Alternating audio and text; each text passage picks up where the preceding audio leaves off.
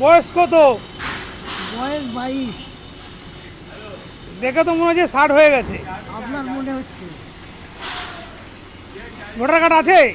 এখন হয়নি। আপনি ভোট দেন? না, ভোটার নেই তো। ভোটার নেই তো ভোট দেবো করতে। চাল চাল ডাল পান? সরকার আমাকে দেয় না, আমি সরকারকে ভোট দিই না। আপনি কি এখানকার নাগরিক নন? অবশ্যই। তাহলে আপনার ভোট নেই কেন? সেটা সরকার করেনি কেন? সরকার কেন করতে যাবে?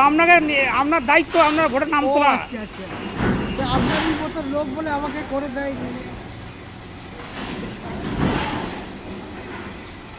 দিনে কতবার চা খান?